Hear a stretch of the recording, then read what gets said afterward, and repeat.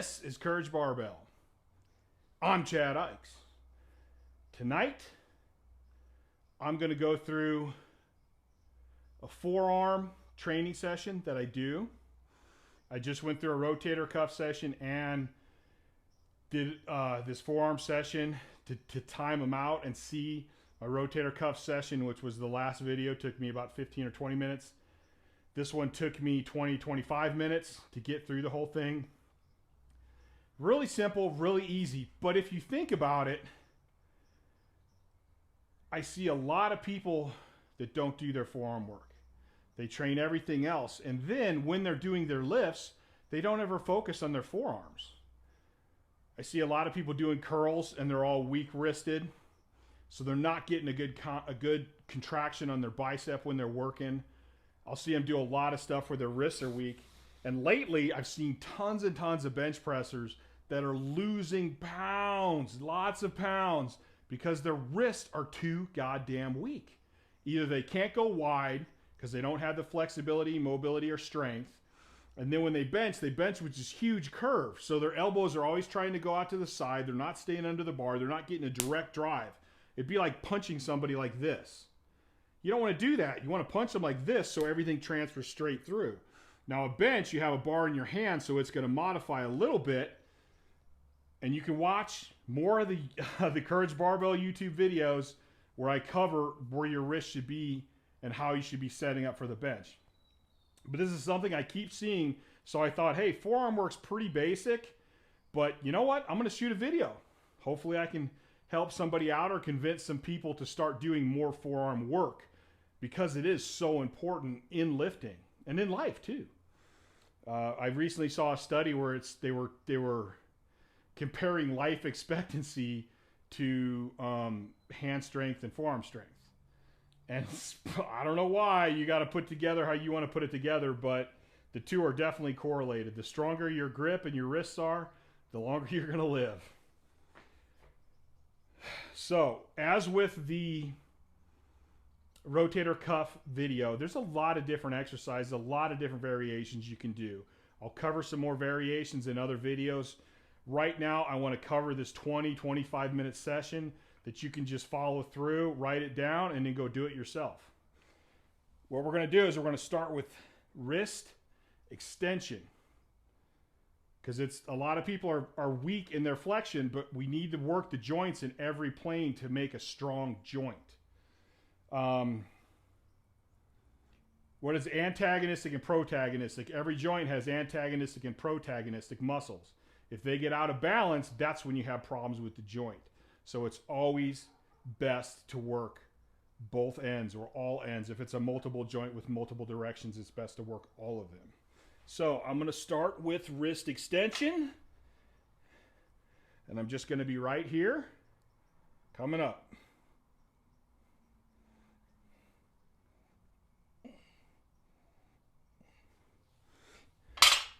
One of the things I see wrong with this exercise, a lot of people just grip it however they can grip it.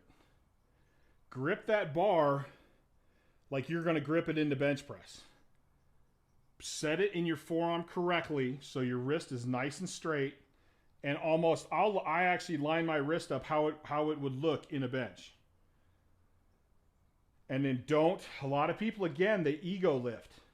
They try to lift too much weight. So when you see them doing it, they're like here, here, here. I want you to go all the way up, as high up as you can go. And that doesn't mean letting your elbows up. It doesn't mean cheating. Get your elbows sunk into your thighs. So grab the bar, get a good grip on it, like a full bench. And grip it tight. Squeeze all your fingers against it. Sink them elbows into your thighs. And then curl it all the way up.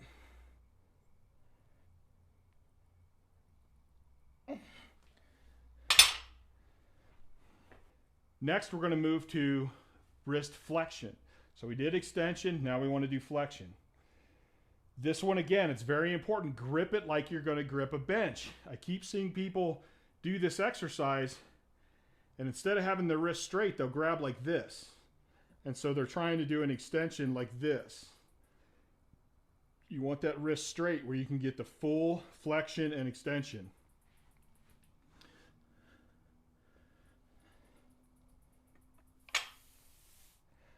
And I'm squeezing my fingers tight on that bar, just like when I bench. I'm going to come all the way up.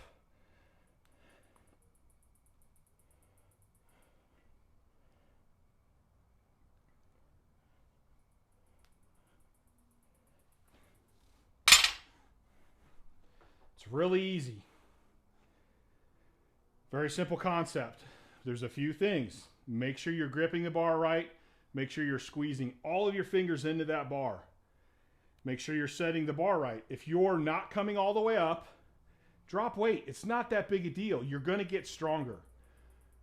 But if you're doing it incorrectly, it's going to take longer to get stronger. You're better off dropping the weight, performing it correctly. Always think about your wrist being straight. You don't want to be like this and you're trying to curl, and you don't want to be even more the other way and trying to curl. You want that thing straight right here. So think about how you're using your hands. You should be doing this with every lift you do. Like anything you perform in a gym, you should be thinking about how you're gripping the bar, how you're moving your wrist. For this next exercise, you need a band, you need a rack, and you need some PVC chunks.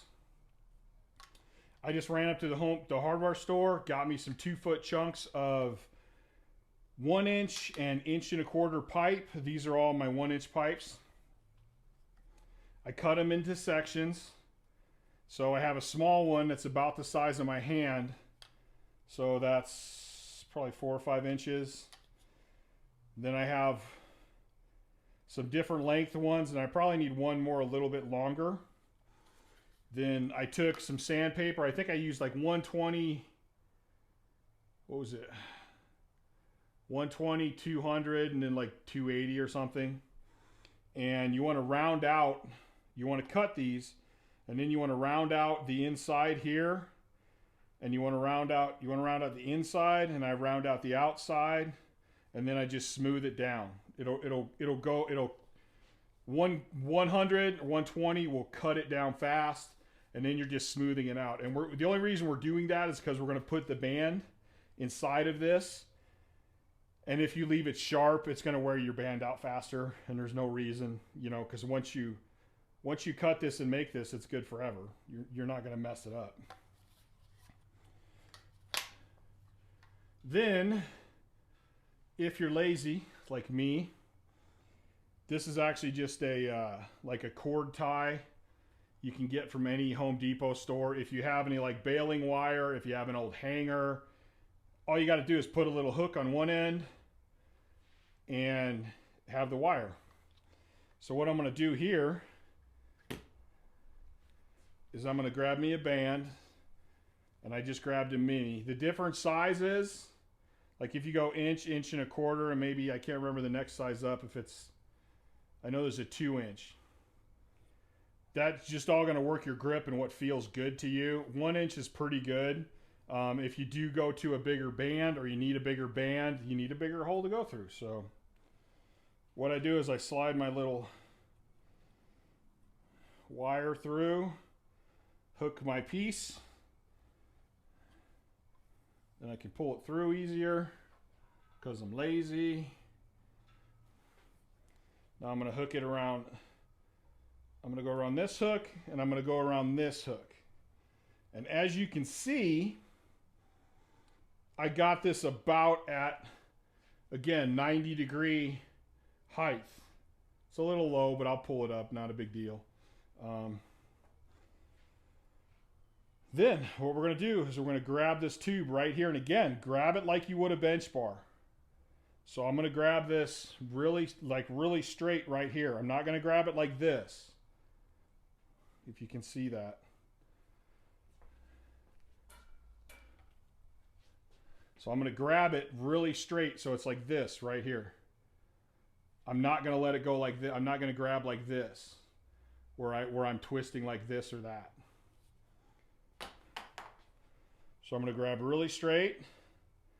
Then I'm going to set my wrist up similar to a bench. I don't want it bent down, and I don't want it flexed too much. I want it just where I'm going to have it in my bench. Then I'm going to keep my body parallel with this band, and we're just going to turn it up.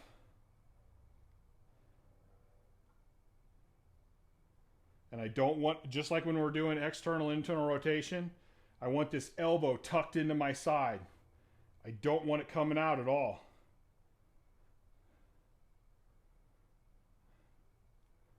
And then when we're done with that one, we're going to go underneath, and we're going to turn like this. And again, you see me gripping it straight across my hand. You see me getting my bit just like on a bench. So then right here you can see how my elbow doesn't come out? I'm not going to go, I'm keeping that elbow tucked in, and I'm making my forearm do this whole movement. Now, if this is too easy, like right now, this is pretty easy for me. It's actually really easy for me. But I can either put a bigger band through here, which with a 1-inch pipe, you can put a Monster Mini through here. I recommend EliteFTS.com bands. Or your other option is to grab a bigger, longer piece of tube. And you don't have to do the wire thing, you guys. It's just easier. I can actually shove this through.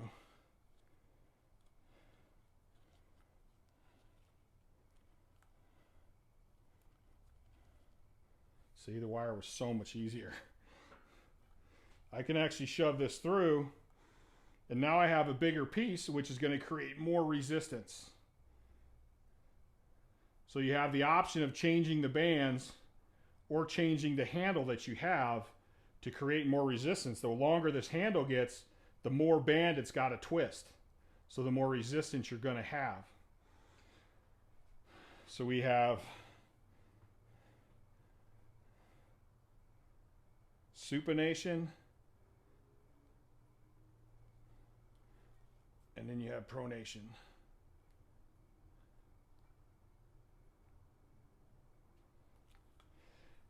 If you have elbow issues, especially if you have what they call like tennis elbow, this is going to be a really good one to help with that too. A lot of people don't think of working this very often. They're always thinking of all these other muscle groups. And when it comes to bench pressing, if you listen to Courage Barbell Unlimited podcast on Spotify, Google Play, Amazon Music, and a bunch of other ones, I have an upcoming episode with Jimmy Kolb, who's one of the best bench pressers in the world, has the biggest bench press of all time. But he wears gear, so he has a bench shirt. And what we were talking about is like, you actually have, and he brought this up, I never really thought about it.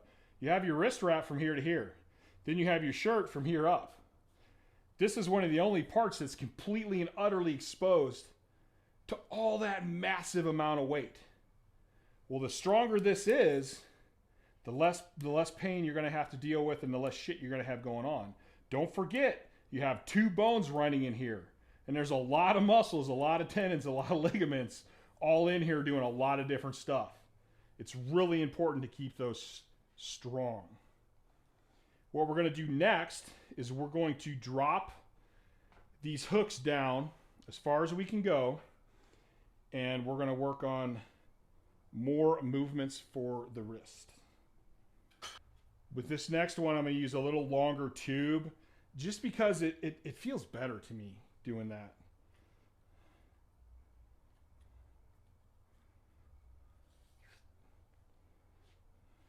You can do it with a short tube still, but the long one just for some reason feels better. And you guys ever have where you're you can't remember the name? What we're going to work on is we're going to work on this movement and we're going to work on this movement, and for the life of me I can't think of the name of that movement. So anyway, I'm not going to bother looking it up. My hooks running through the band, running through the bottom, and what I'm going to do is I'm going to stand sideways, and again, as always, I'm trying to keep my shoulders in neutral. I'm using my rhomboids, mid and low traps to help stabilize my scapula. I'm depressing my shoulders with my lats. And now I'm just going to go up. And this one's hard. You kind of want to do this. You kind of want to use your elbow, but try to keep your elbow as straight as you can.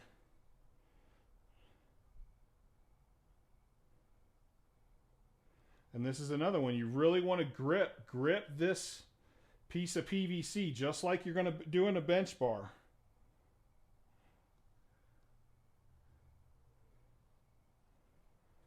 And then when we're done with that, we're going to go the opposite way and we're going to come up.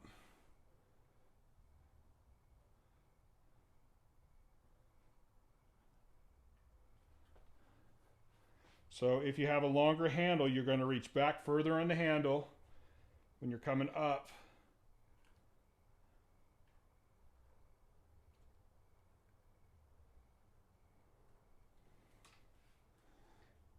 And then when you go back, you're going to reach further to the front of it.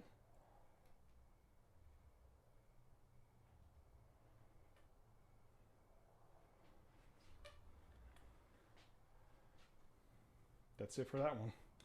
I'm going to finish this session with a little bit of what is more grip work. So I have some of these. These are just the plates for dumbbells. So they're really smooth on both sides. There's no lip to them. And you can go with, if you need one plate, you use one plate. You need two, do two. If your grip's super, super strong, go with 3 or 4. I have 2 right here. And what you're going to do is you're going to hold it. You're going to have both hands up. You're going to drop it, flip it up.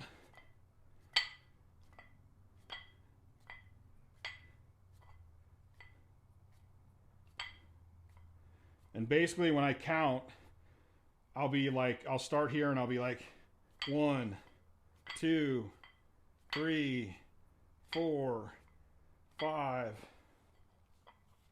And right now I'm gripping with 4 fingers and my thumb. After I do a set of 10, then I'm going to switch to these 2, my 2 main fingers and my thumb.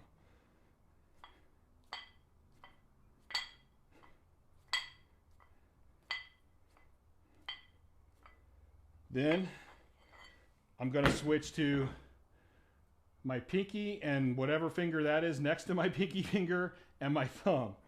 So I'm actually gripping like this right here.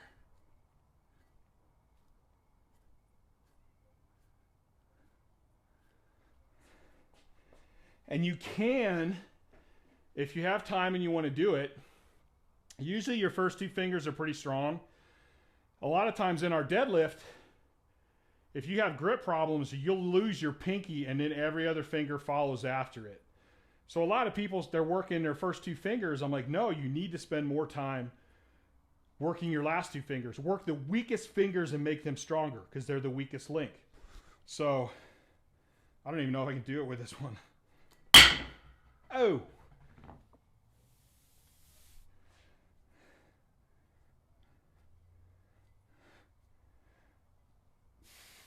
It's actually, my dexterity is hard with that one.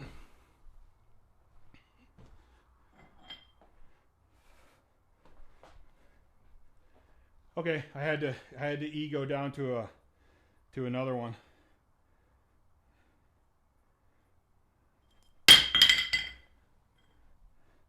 I need to work on my dexterity with those 2.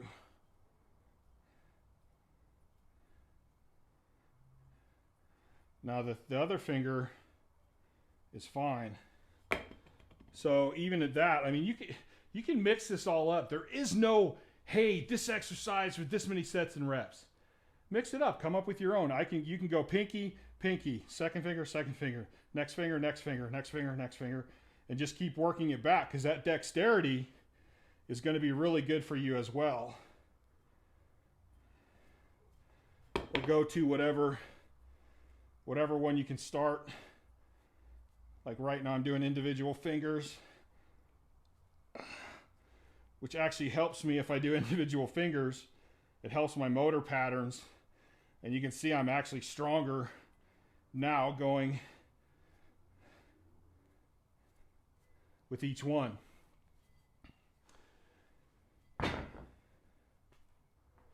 So there you have it. That was one of my forearm sessions, 20 minutes. Maybe you get done in 15, maybe you get done in 25. You can get through it pretty quick. Like, I can feel my forearms after that. Again, it's kind of like the rotator cuff thing. We're just looking at general strength right here. 3 to 4 sets, 8 to 12 reps. Don't let the ego get in the way. Make the movements very strict, very controlled, very focused. And then do as much weight as you can, maintaining all those things.